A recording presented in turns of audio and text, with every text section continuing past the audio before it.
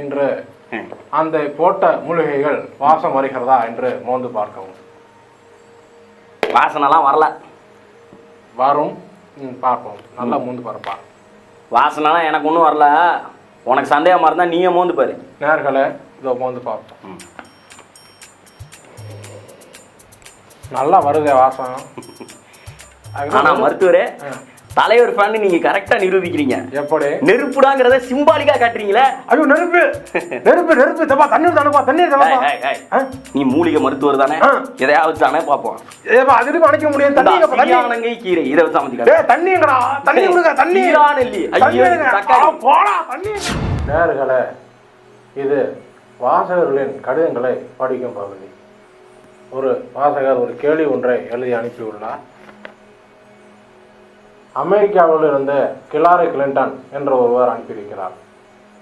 உங்கள் வெள்ளை தாடி எனக்கு மிகவும் பிடிக்கும், அதை நீங்கள் மெயின்டைன் செய்யுங்கள் என்று அனுப்பியிருக்கிறார். மேலும் எனக்கு தீராத வயிற்று வலி இருந்து வந்தது, உங்கள் நிகழ்ச்சியில் வரும் கஷாயத்தை குடித்தால் சரியாகிவிடும் என்று சொன்னீர்கள். நானும் நம்பி குடித்தேன். இப்பொழுது வயிற்று வலி போய் தலைவலி வந்துவிட்டது என்று எழுதியிருக்கிறார். நேயர்களே, தலைவலிக்கு இன்னொரு கஷாயம் இருக்கிறது. அதை வைத்து குடித்தால் தலைவலி போய் வயிற்று வலி மீண்டும் வந்துவிடும்.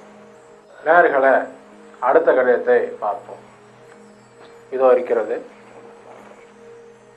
ரஷ்யாவில் இருந்து விளையாட்டுத்துறை புதின் என்று இவர் அனுப்பியிருக்கிறார்.